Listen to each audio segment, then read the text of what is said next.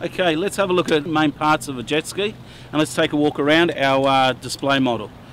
Just at the front here we've got our chain and our strap. Obviously we never take that off until the ski is in the water, backed in down the boat ramp.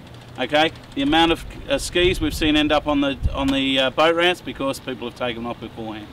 Okay, as we move down this side of the ski, our starboard side, obviously we've got our registration stickers. They are on both sides of the ski, not just on the starboard side, on both sides of the ski.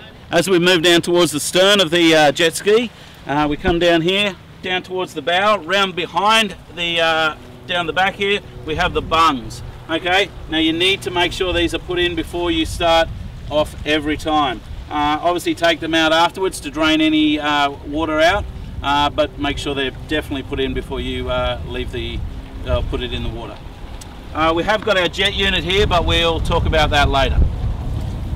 As we come back around over to this side, we certainly have our registration numbers on this side as well. Obviously this being the port side, we would have our registration sticker here, but obviously this being a new ski, we haven't received that from Queensland Transport yet, but we will be putting that on, either probably there or there, but somewhere close to the registration numbers. Okay, let's have a look at some parts of the jet ski. Okay, we'll just come around this side, and just at the front here we've got our front hatch that we can lift up. Obviously there's plenty of storage in there. This is where we would put our safety equipment, any stuff that we wanted to carry for the day, water, that sort of stuff, would go into the front compartment here. There's quite a bit of room in there, so there's quite a bit that can be fitted in there. As we move down towards here, we've obviously got mirrors on our jet ski.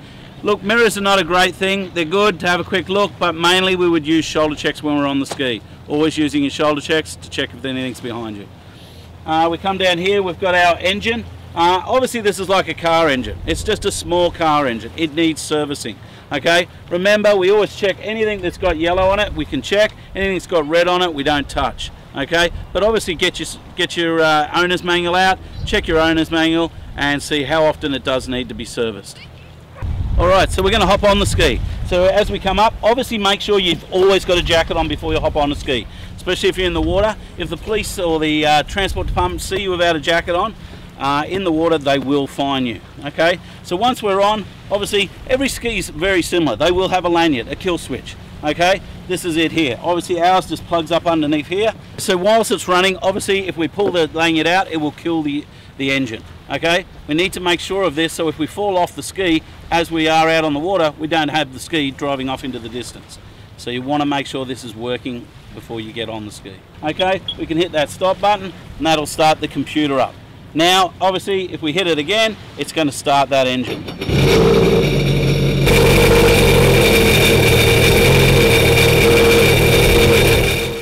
Okay, so the next thing we're going to talk about is our throttle. It's this one here. Some of them have a finger throttle like this one, some are a thumb throttle, but they're all a little bit different, but it's just about getting used to the one you've got.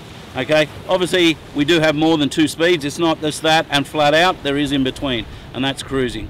Okay, let's have a look at the gauges here. Okay, every ski is different. Every ski has different gauges. This one, we have revs, we have speed, we have fuel, oil, all that sort of stuff. So every ski is different. You need to go to your manual, your manufacturer's manual, to find out and read all about it. On the steering here, we've got different modes that we can put the ski in.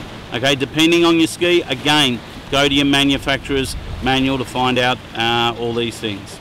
Okay, this is the bucket of the ski. Okay, what the bucket does is it drops down over the water being propelled out of the back of the ski, which either gives it neutral or reverse. If it only comes down halfway, it's going to be in neutral. If it comes down the whole way, it's going to be in reverse. Now that'll be done by a cable style one up near the steering wheel, or maybe even an electronic style one. Obviously read your manufacturer's manual again to check that out and see what your ski is. Okay, so there's more detailed information below. Just please read that before you move on to the next section.